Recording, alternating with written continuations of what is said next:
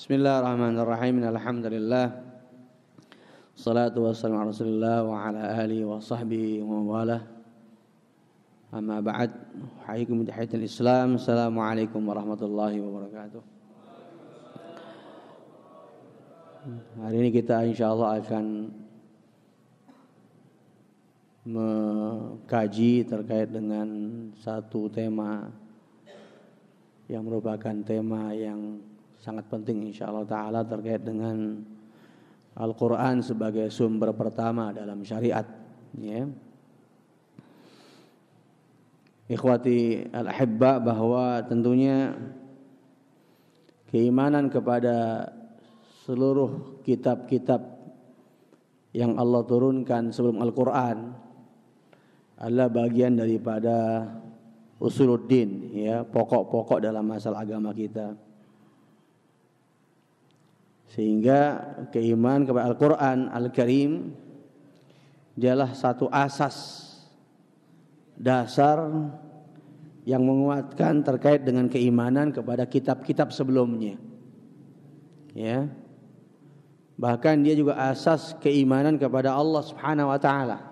Al-Quran itu asas keimanan kepada para rasul-rasul yang Allah utus, asas keimanan terhadap agama yang Allah tetapkan dan Allah syariatkan atas manusia. Sehingga tidak ada kitab samawi, ya, satupun kitab samawi yang sahih yang menegaskan dan menguatkan terkait dengan al-iman billah wal iman birusulihi wal iman bi kutubihi melebihi Al-Quran. Ya, sekali saya katakan, tidak ada kitab samawi yang sahih terkait dengan iman kepada Allah, Rasul dan kitab-kitab melebihi kitab Al-Quran. Enggak ada. Karena seluruh kitab samawi selain Al-Quran sudah terjadi perubahan, sudah terjadi koreksi, sudah terjadi penghapusan sebagian, bahkan penambahan kepada sebagian yang lain. Ya. Hanya Al-Qur'anlah, ya, yang dari awal sejak diturunkannya sampai hari ini dan ila yaumil qiyamah, ya, masih tetap dan akan tetap pada keasliannya, pada keotentikannya, pada keorisinilitasannya. Hanya Al-Quran, ya, seperti itu.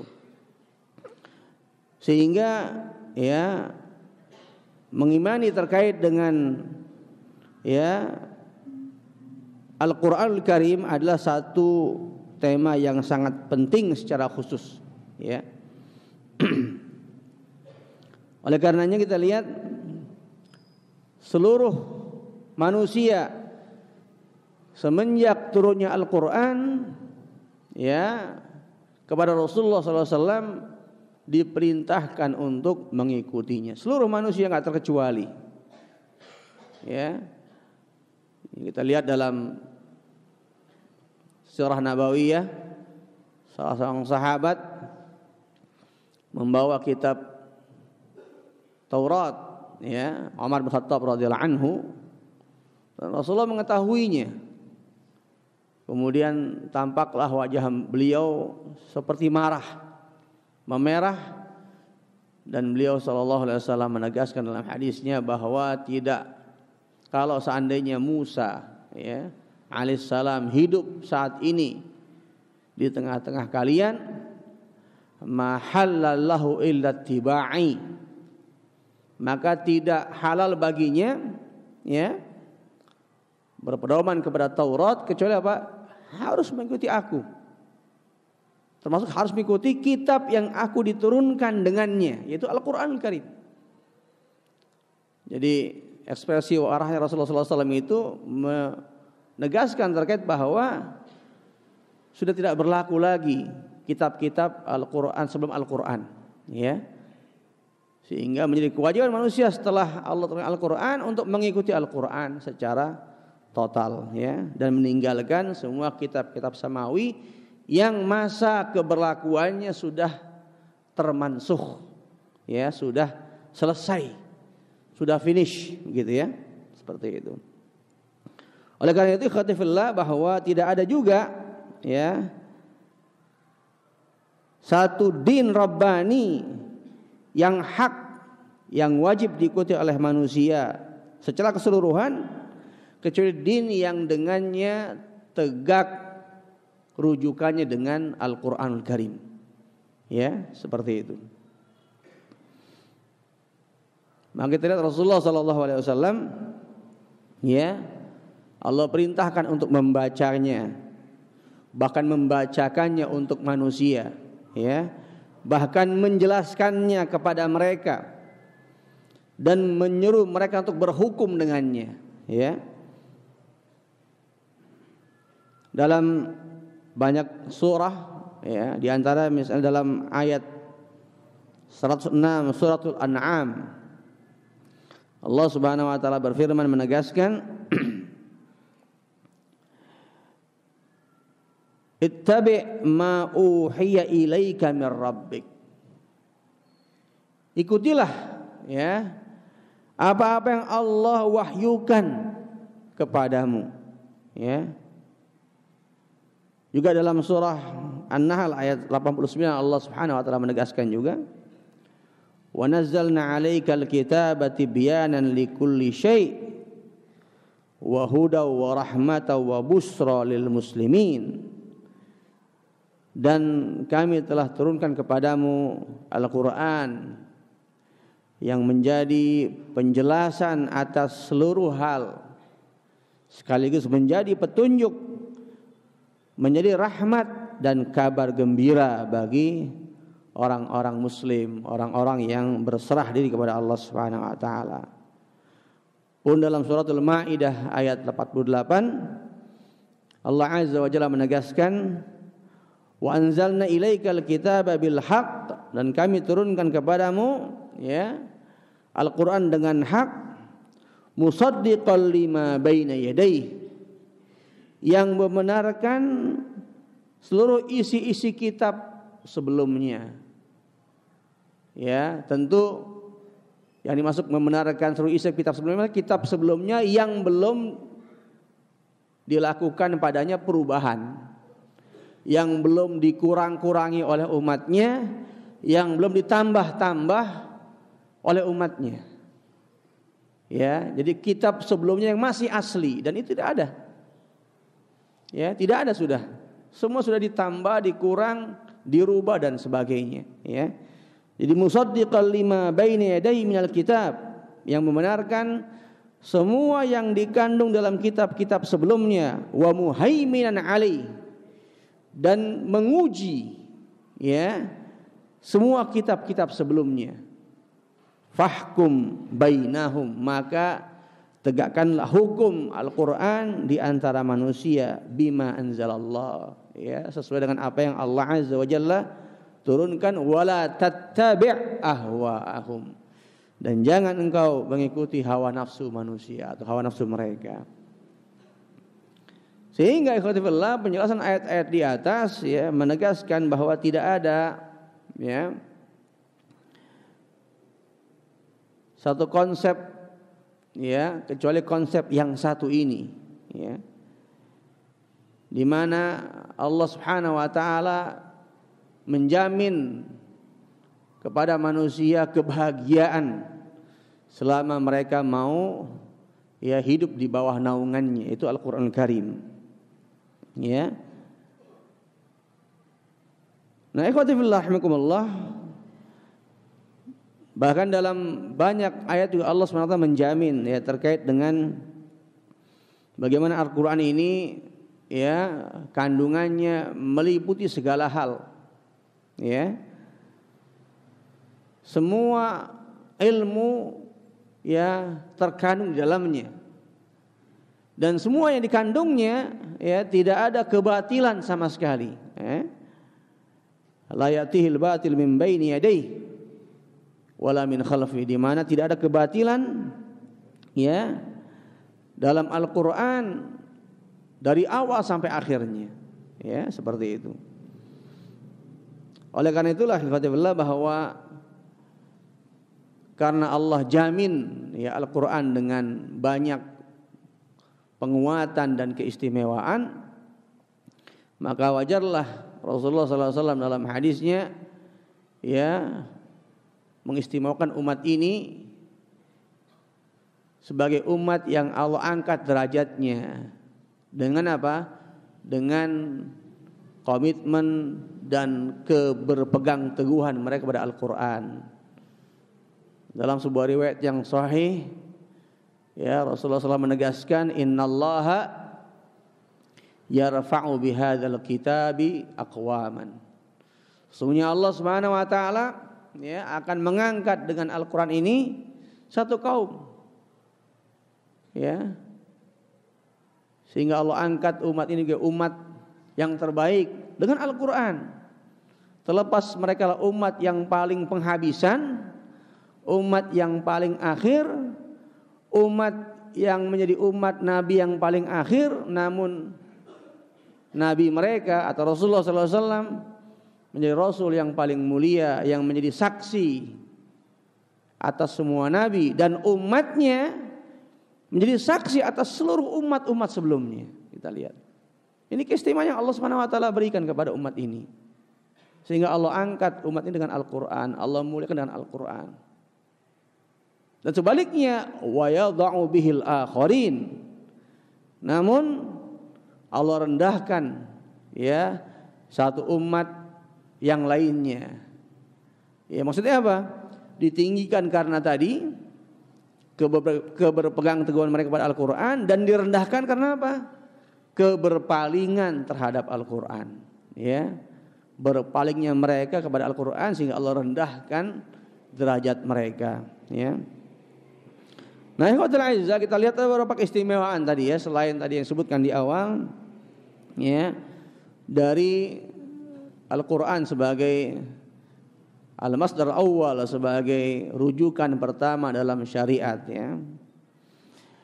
Yang pertama adalah Allah Subhanahu wa taala menegaskan dalam firman-Nya dengan sangat jelas dan gamblang ya, bahwa Allah jadikan Al-Quran sebagai hujjah atas manusia. Dan Allah jelaskan pula bahwa dia adalah berasal dari kalamullah, firman Allah Subhanahu wa taala. Juga Allah jelaskan juga tentang tujuan diturunkannya, yaitu apa? Hidayatul bashar, menjadi petunjuk bagi manusia. Pun juga Allah jelaskan ya buah ya yang diinginkan dari turunnya Al-Qur'an, yaitu apa? Sa'adatul bashar, kebahagiaan manusia ya di dunia maupun di akhirat.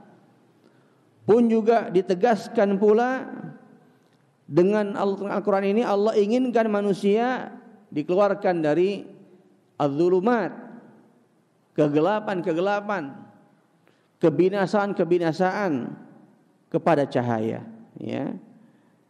Dalam surah Al-Maidah ayat ke-15 sampai ke-16 Allah Subhanahu wa taala menegaskan, qad ja'akum minallah.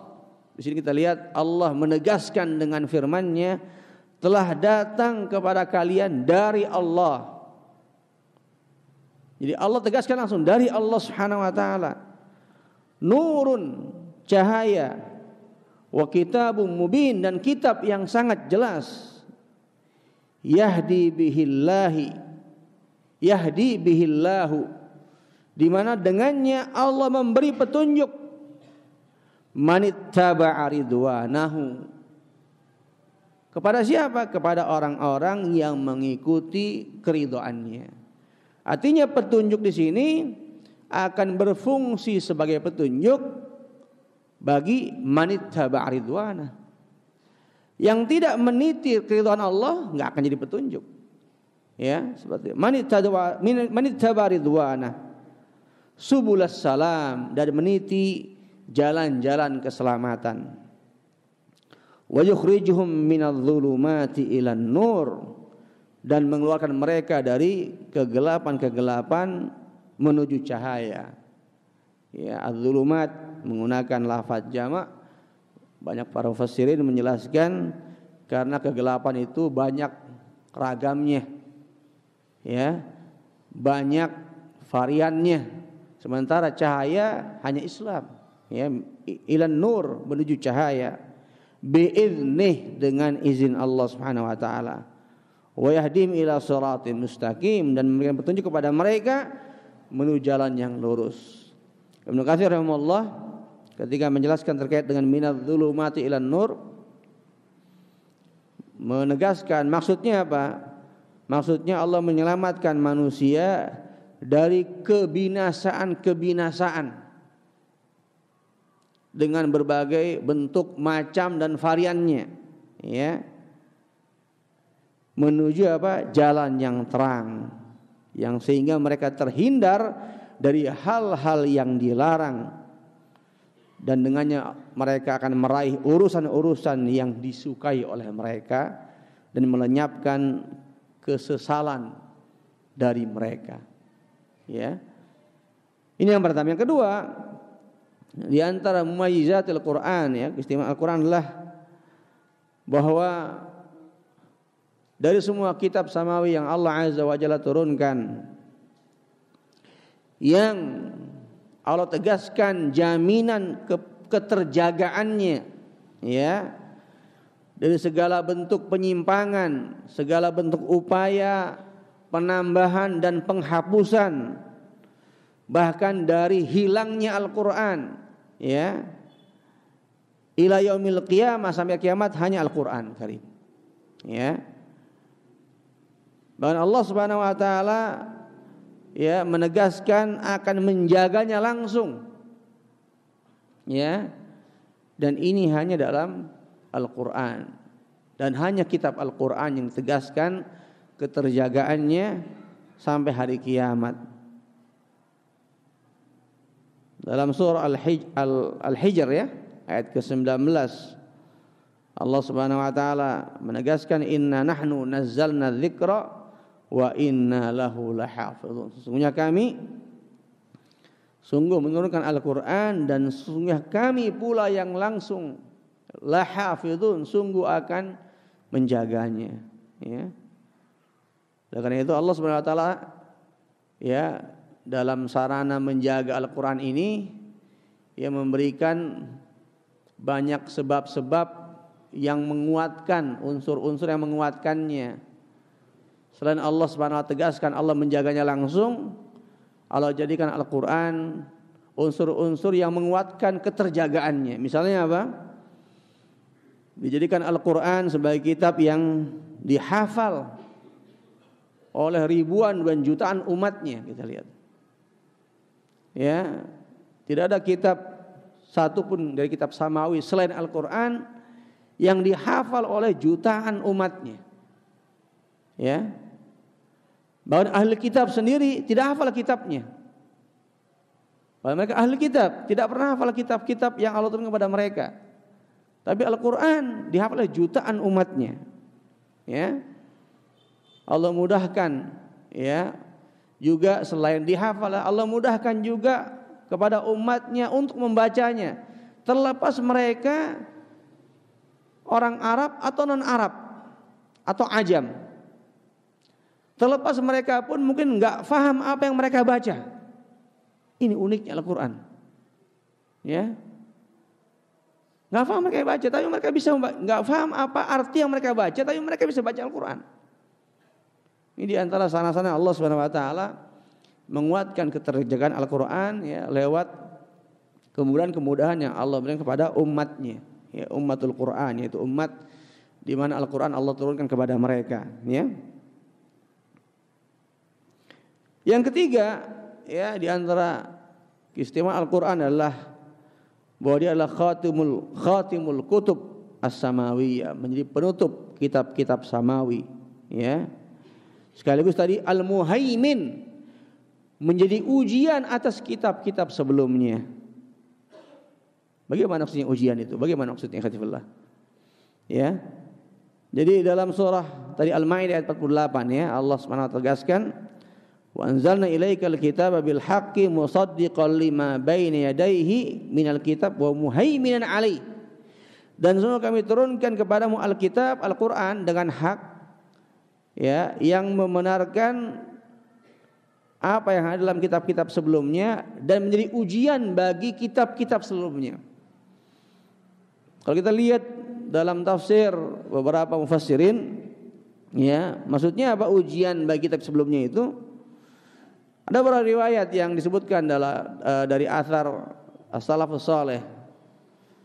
Sufyan ats-Tsauri rahimahullah misalnya mengatakan bahwa dia meriwayatkan dari Abu Ishaq, dari Ibnu Abbas, makna bahwa dia menjadi ujian, ya, artinya apa?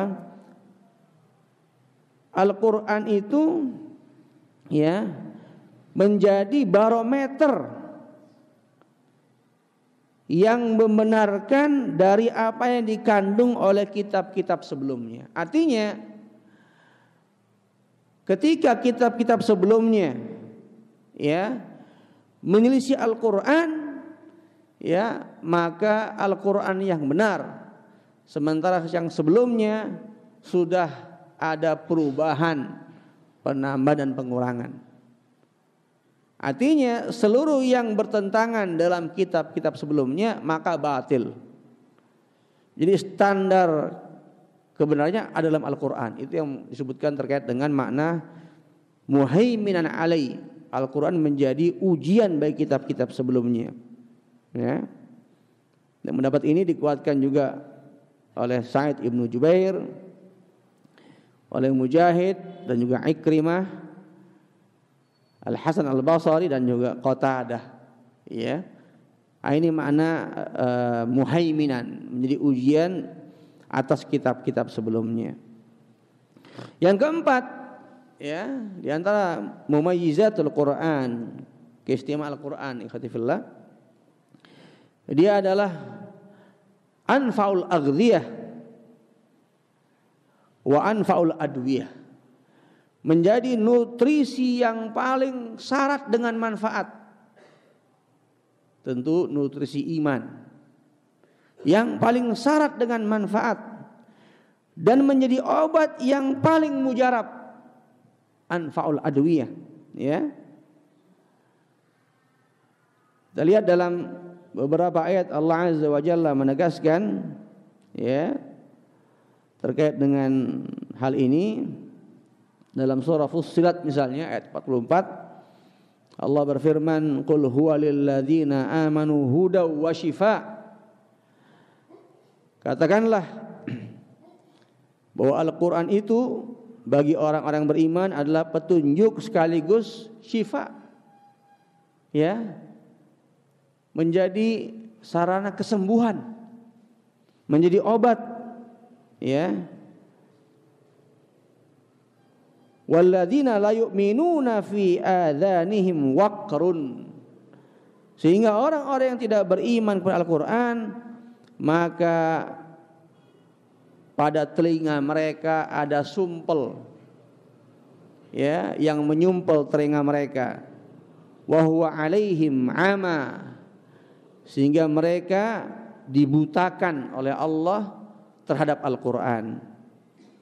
Artinya ayat ini, ya, Allah menegaskan terkait dengan dua hal tadi, bahwa dia adalah nutrisi yang paling lengkap bagi nutrisi iman dan obat yang paling mujarab.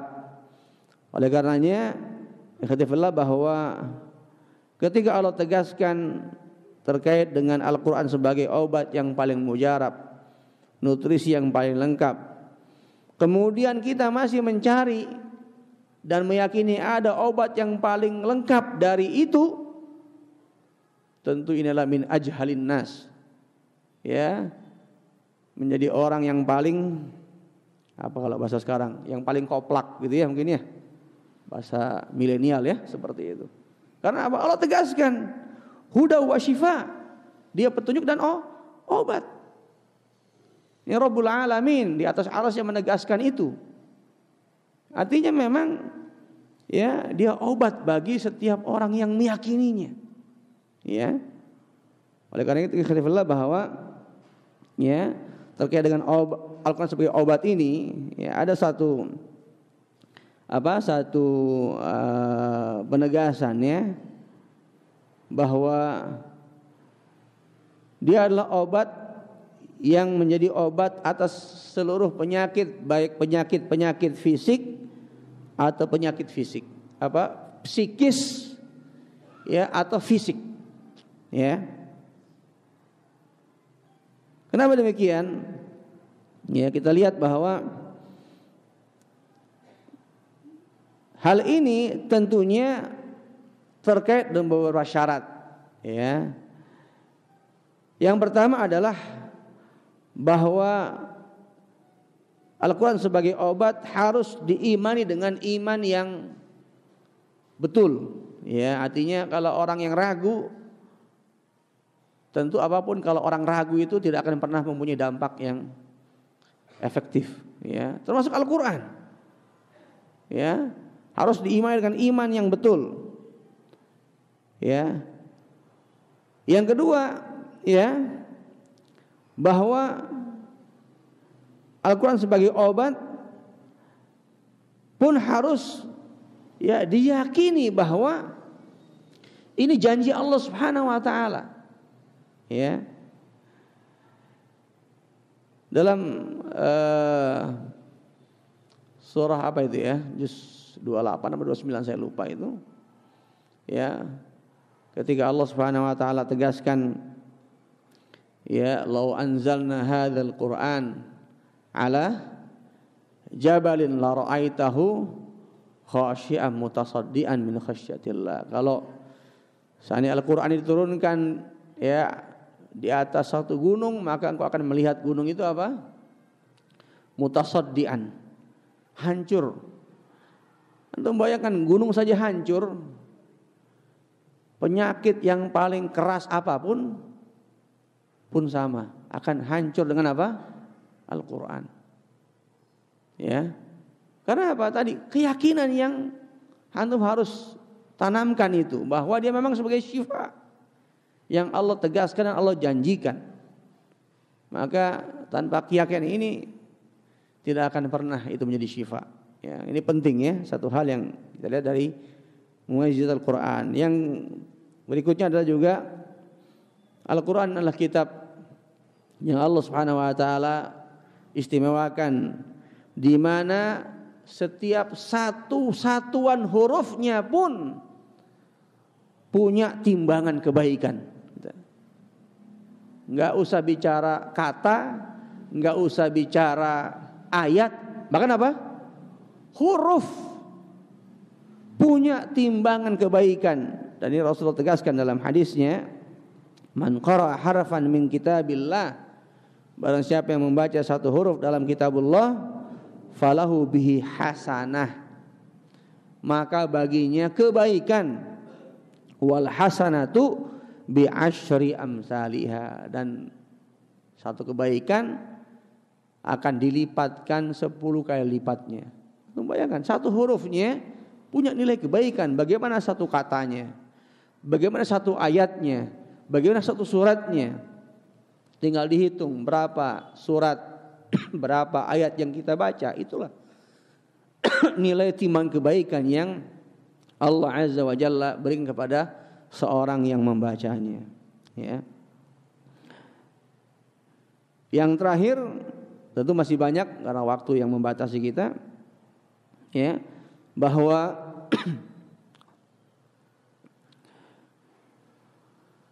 kemuliaan manusia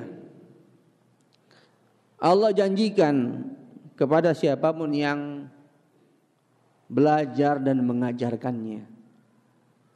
Allah janjikan kemuliaan kepada siapapun yang belajar dan mengajarkannya. Dan disebutkan dalam hadis Rasulullah SAW dalam riwayat Al-Bukhari, ya, bahwa Rasulullah SAW bersabda, "Khairukum man ta'allamal Qur'an wa 'allamah." Sebaik-baik kalian adalah orang yang ya, belajar Al-Qur'an dan mengajarkannya. Jadi kalau antum mau jadi orang terbaik, ya, ambil bagian dalam barisan ini. Sekecil apapun keterlibatan antum dalam bagian ini. Yaitu apa? Bagian barisan orang-orang yang allamal Qur'an, ya, ta'allamal Qur'an wa 'allamah. Belajar Al-Qur'an dan mengajarkannya, ya. Wallahu a'lam bishawab. Wa sallallahu ala nabiyyina Muhammadin sallallahu alaihi wasallam wa ala alihi washabihi ajmain. Assalamualaikum warahmatullahi wabarakatuh.